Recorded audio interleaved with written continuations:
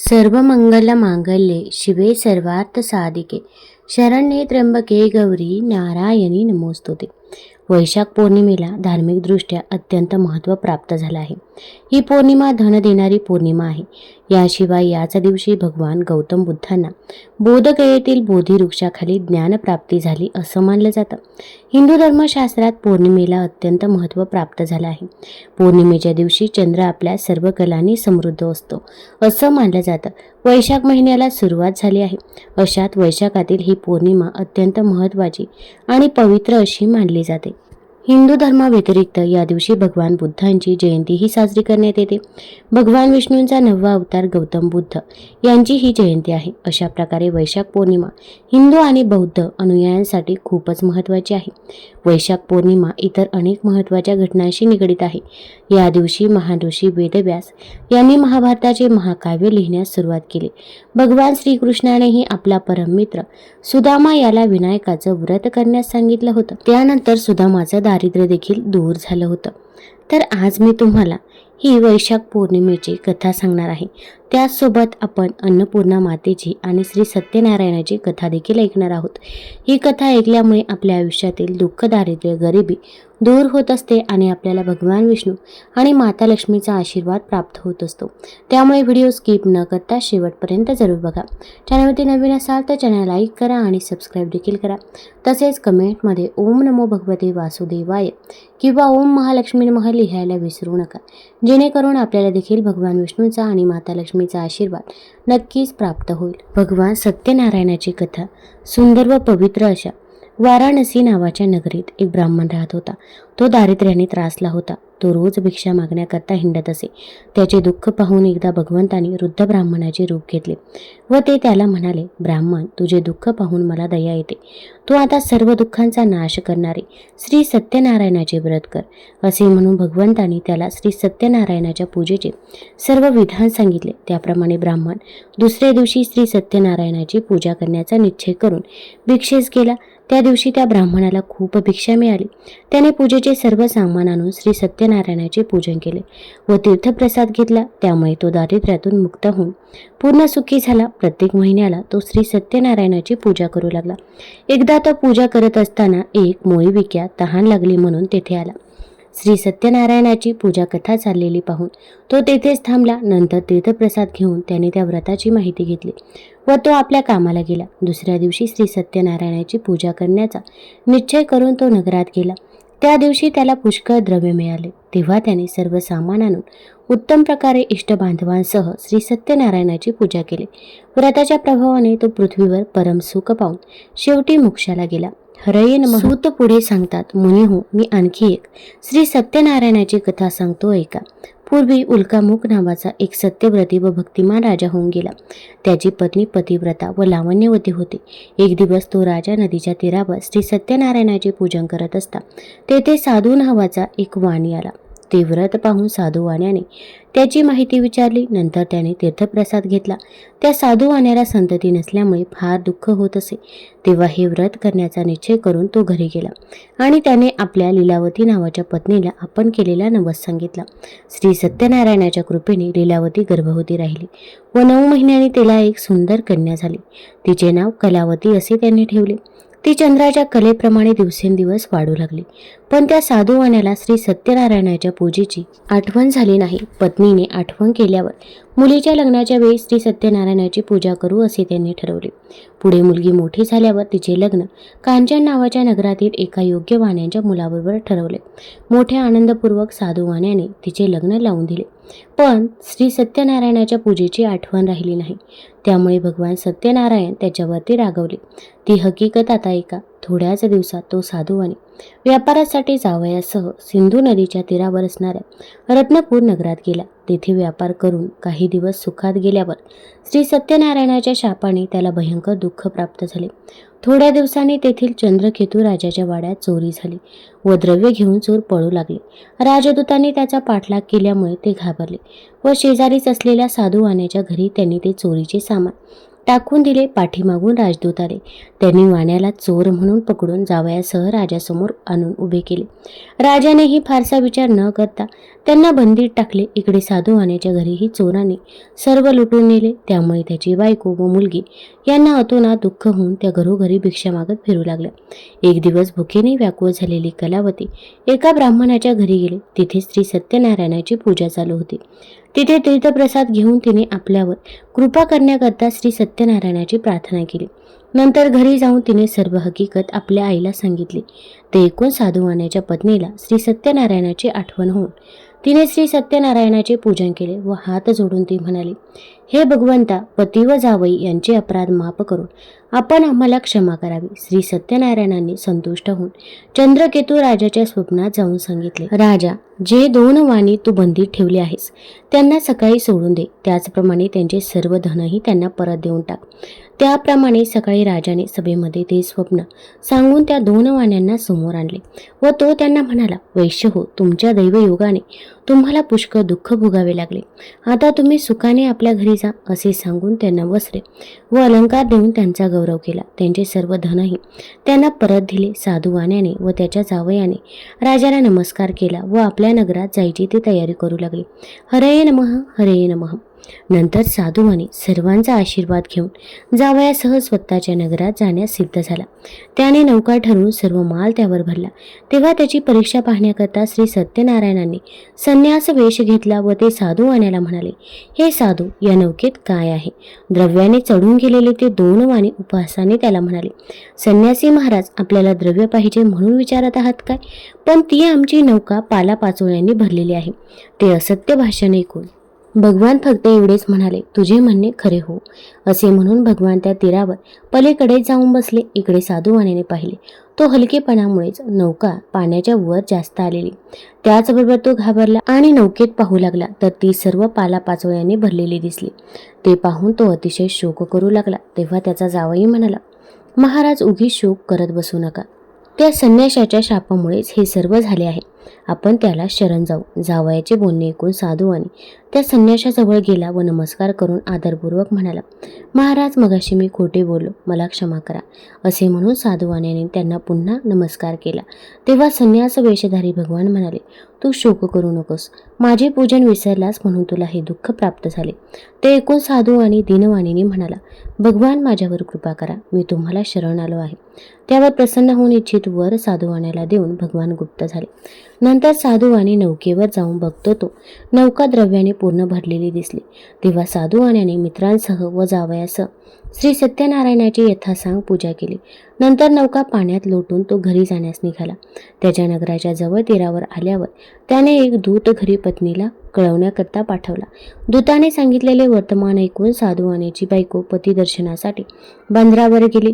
जाताना मुलीला सत्यनारायणाची पूजा कर असे सांगून ती घाईने गेली. आईने सांगितल्याप्रमाणे कलावतीने सत्यनारायणाची पूजा केली. पण ती पतीच्या दर्शनाला उत्सुक झाल्यामुळे तीर्थप्रसाद न घेता तशीच बंदरावर गेली. त्यामुळे रागावलेल्या सत्यनारायण प्रभूने तिचा पती असलेली नौका पतीसह पाण्यात बुडवली. ते पाहून कलावती शोकाने विव्हळ होऊन जमिनीवर पडले. भयभीत झालेला साधूवाणी आणि त्याची पत्नी हा प्रकार पाहून आश्चर्यचकित होऊन अगदी घाबरून गेले. कलावती व तिची आई यांनी अत्यंत शोक केला व कलावती सती जाण्यास सिद्ध झाली. ते पाहून साधूवाणी म्हणाला, हे संकट टळेल तर मी श्री सत्यनारायणाची पूजा करेन. हे ऐकून दीनदयाळू सत्यनारायण आकाशवाणीने म्हणाले, हे साधू, तुझी कन्या तीर्थप्रसादाचा त्याग करून पती दर्शनासाठी आली आहे. त्यामुळे हा प्रकार घडला आहे. ती घरी जाऊन तीर्थप्रसाद घेऊन येईल तर तिला तिचा पती निसंशय प्राप्त होईल. ही आकाशवाणी ऐकून कलावती घरी गेली व तीर्थप्रसाद घेऊन परत बंदरात आली. तोच तिचा पती स्वजनांसह तिच्या दृष्टीस पडला. मग ते सर्वजण अतिशय आनंदित होऊन घरी गेले. नंतर तो साधूवाणी प्रत्येक पौर्णिमेला व संक्रांतीला श्री सत्यनारायणाची पूजा करू लागला. या लोकी तो सुखी झाला व शेवटी मोक्षाला गेला. हरये नमः, हरये नमः. सूत पुढे सांगतात, पूर्वी अंगध्वज नावाचा एक राजा होऊन गेला. एक दिवस मृगया करून तो परत येत असता वाटेत त्याला एका वडाच्या झाडाजवळ काही गवळी भक्तिभावाने श्री सत्यनारायणाची पूजा करत असलेली दिसले. परंतु राजा पुढेही गेला नाही व त्याने सत्यनारायण प्रभूंना नमस्कारही केला नाही तरी सुद्धा त्या गवळ्याने राजापुढे सत्यनारायणाचा प्रसाद आणून ठेवला. नंतर त्या गवळ्याने आपापल्या बांधवांसह व मित्रांसह तीर्थप्रसाद आनंदाने भक्षण केला. पण राजाने प्रसादाचा अवहेप केल्याने तो फार दुःखी झाला. त्याचे अनेक मुलं, धनधान्य व संपत्ती सर्व नाश पावली. ही सत्यनारायणाची अवकृपा आहे हे जाणून राजा पुन्हा त्या गवळ्यांजवळ गेला व भक्तियुक्त अंतकरणाने त्याने श्री सत्यनारायणाचे पूजन केले. त्यामुळे अंगध्वज राजा धन, पुत्र व ऐश्वर यांनी संपन्न झाला व या लोकात सुखी होऊन शेवटी सत्यनारायण पुरात गेला. जो कोणी अतिदुर्लभ असे श्री सत्यनारायणाचे व्रत करतो व फळ देणारी ही कथा भक्तिभावाने ऐकतो, त्याला सत्यनारायणाच्या प्रसादाने धनधान्य वगैरे वस्तूंचा लाभ होतो. दारिद्र्याला धन मिळते, बंधनात असेल तो बंधनातून मुक्त होतो, भीतीग्रस्त झाला असेल तो भीतीपासून मुक्त होतो, यात संशय नाही. त्याला इच्छिलेले सर्व फळ मिळते, त्याला सत्यनारायण लोक प्राप्त होतो. मुनी हो, असे हे सत्यनारायण व्रत मी तुम्हाला सांगितले. हे व्रत केले असता मनुष्य सर्व दुःखातून मुक्त होतो. विशेष करून कलियुगात श्री सत्यनारायणाची पूजा फळ देणारी आहे. या सत्यनारायणाला कोणी काल म्हणतात, कोणी सत्यदेव म्हणतात, कोणी ईश म्हणतात, तर कोणी सत्यनारायण म्हणतात. याचे जो नित्य पठण करतो किंवा श्रवण करतो याची सर्व पापे श्री सत्यनारायणाच्या प्रसादाने नाहीशी होतात. एकदा कमेंटमध्ये ओम नमो भगवते वासुदेवाय जरूर लिहा. काशी नगरीत धनंजय नावाचा एक विद्वान ब्राह्मण राहत होता. त्याच्या बायकोचे नाव होते सुलक्षणा. त्यांच्या घरात 18 विश्व दारिद्र्य होते. एक दिवस बायको बोलल्यामुळे धनंजयाला वाईट वाटले व त्याने शंकराची तपश्चर्या करायला सुरुवात केली. 3 दिवस गेल्यावर शंकराने त्याच्या कानाजवळ अन्नपूर्णा अन्नपूर्णा अन्नपूर्णा असे शब्द उच्चारले. त्याला त्याचा अर्थ कळला नाही, म्हणून त्याने पुन्हा तपश्चर्येला सुरुवात केली. तेव्हा रात्री शंकराने त्याला दृष्टांत दिला. मुला, तू पूर्व दिशेला जा, तुझे मनोरथ पूर्ण होईल. दुसऱ्या दिवशी तो पूर्वेकडे निघाला. बरेच दिवस गेल्यावर एका पौर्णिमेच्या रात्री तो सरोवराजवळ पोहोचला. तेथे हजारो सुंदर अप्सरा एक व्रत करत असलेल्या त्याला दिसल्या. त्याने त्यांना विचारले, हे तुम्ही काय करता? अप्सरा म्हणाल्या, आम्ही अन्नपूर्णेचे व्रत करत आहोत. हे व्रत कोणीही करू शकतो. 21 दिवसांसाठी 21 गाठी असलेला दोरा घ्यावा. 21 दिवस नसल्यास 1 दिवस तरी उपवास करावा आणि हे सुद्धा शक्य नसेल तर कहाणी ऐकून प्रसाद भक्षण करावा. उपवास करून कहाणी ऐकायला कोणी मिळाले नाही तर पिंपळाचे पान समोर ठेवावे, दिवा ठेवावा आणि शंकर पार्वतीला साक्षी ठेवून कहाणी ऐकल्याशिवाय अन्न घेऊ नये. चुकीने अन्न ग्रहण झाल्यास फिरून दुसऱ्या दिवशी उपवास करावा. व्रत करण्याच्या दिवशी रागवू नये, खोटे बोलू नये. हे व्रत केल्याने आंधळ्याला दृष्टी, लुळ्याला पाय येतात, निर्धनाला पैसा मिळतो, पुत्र नसलेल्याला पुत्रलाभ होतो. जो कोणी मूर्ख असेल त्याला विद्या प्राप्त होते व जी जी इच्छा धरून हे व्रत करा त्याची ती इच्छा पूर्ण होते. ब्राह्मण म्हणाला, बाई, मला खायला अन्न नाही, लिहायला वस्त्र नाही, विद्येचे नाव नाही. मी एक गरीब दुःखी ब्राह्मण आहे. आपण मला व्रताचे सूत द्याल का? अप्सरा म्हणाल्या, देऊ, पण तू त्याचा अपमान करता कामा नये, त्याचे हेळसांड करता कामा नये. हे घे ते पवित्र सूत. धनंजयाचे मग व्रत पुरे झाल्यावर सरोवरातून 21 पायऱ्या असलेली सोन्याची शिडी वर आली. धनंजय शिडीवरून खाली उतरू लागला. खाली सरोवरात उतरल्यावर त्याला अन्नपूर्णेचे मंदिर दिसले. सोन्याच्या सिंहासनावर अन्नपूर्णा बसली होती आणि शंकर दोन्ही हात जोडून याचकाप्रमाणे तिच्या समोर उभे होते. किन्नरी देवीवर छत्रचामळे ढाळीत होत्या. यक्षस्त्रिया सशस्त्र पहारा करत होत्या. ते पाहून आश्चर्यचकित झालेला धनंजय पुढे गेला आणि त्याने माता अन्नपूर्णेचे पाय धरले. देवी हसून म्हणाले, वत्सा धनंजया, तू माझे व्रत केले आहेस. मी तुझ्यावर प्रसन्न झाले आहे. तू सुखी होशील. सारे जग तुझी वाहवा करेल. तुला काही कमी पडणार नाही. देवीने आपला वरदहस्त धनंजयाच्या डोक्यावर ठेवला. त्याचबरोबर विद्यादेवी त्याच्या जिभेवर नाचू लागली. त्याला अत्यानंद झाला. त्यानेच त्याला मूर्छा आली. शुद्धीवर येऊन पाहतो तो आपण काशी विश्वेश्वराच्या मंदिरात आहोत असे त्याला आढळून आले. तो घरी गेला. सर्व हकीकत बायकोला सांगितली. मातेच्या आशीर्वादाने भरभरून संपत्ती त्याच्या घरी येऊ लागली. त्याचे दुःख दारिद्र्य दूर झाले. त्याचा मान सन्मान वाढला. त्याचे नातेवाईक त्याला मान देऊ लागले. पुढे बायकोला मूल होत नाही म्हणून त्याने दुसरे लग्न केले आणि तो निराळे घर बांधून राहू लागला. एके दिवशी सुलक्षणा आपल्या नवऱ्याला म्हणाली, महाराज, आपल्याशी माझे एकच मागणे आहे.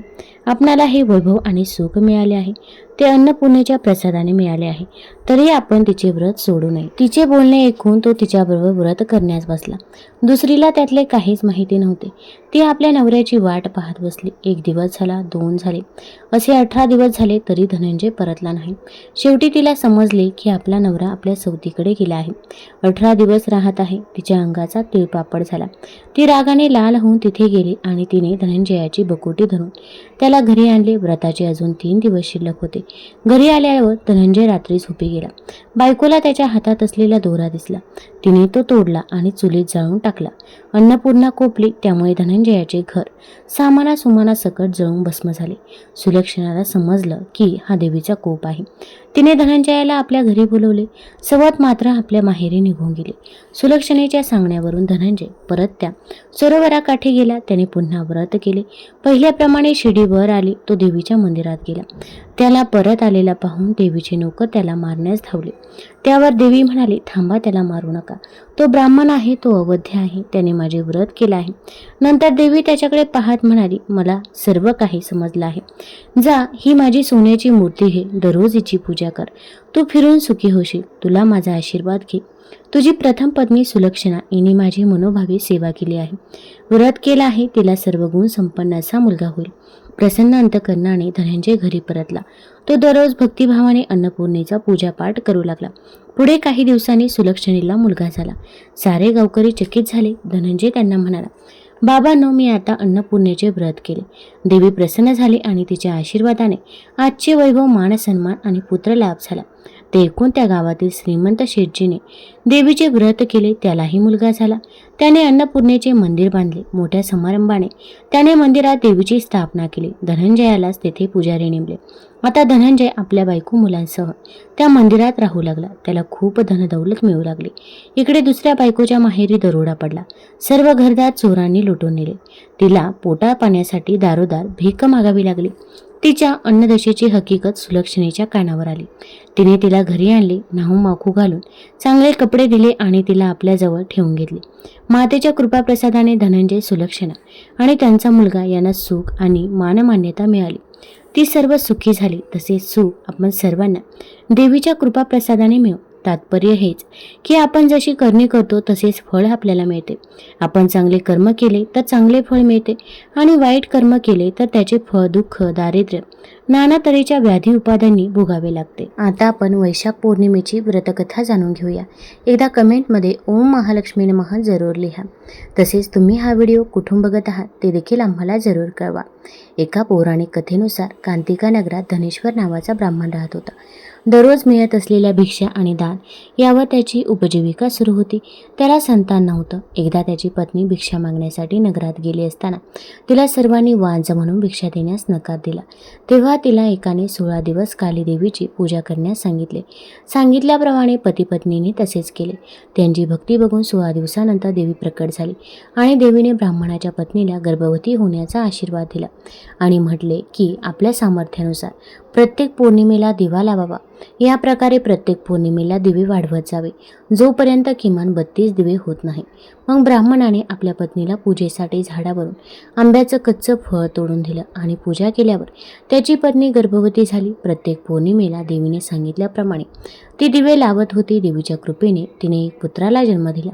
त्याचे नाव देवदास असे ठेवले. देवदास मोठा झाल्यावर त्याला त्याच्या मामासोबत शिक्षण घेण्यासाठी काशी येथे पाठवले. काशीत असे काही घडले की धोक्याने देवदासचा विवाह झाला.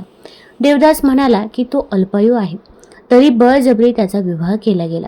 जेव्हा देवदासला घेऊन जाण्यासाठी काळ आला तर ब्राह्मण दाम्पत्याने पौर्णिमेचं व्रत केलं होतं, म्हणून काळ त्याला घेऊन जाण्यात असमर्थ ठरला. तेव्हापासून पौर्णिमा व्रत केल्यानं संकट टळतं आणि सर्व इच्छा पूर्ण होतात असं देखील म्हटलं जातं. तुम्हाला जर ही कथा, ही माहिती आवडली असेल तर चॅनल लाईक करा, सबस्क्राईब करा आणि आपल्या मित्रपरिवारासोबत जरूर शेअर करा. धन्यवाद.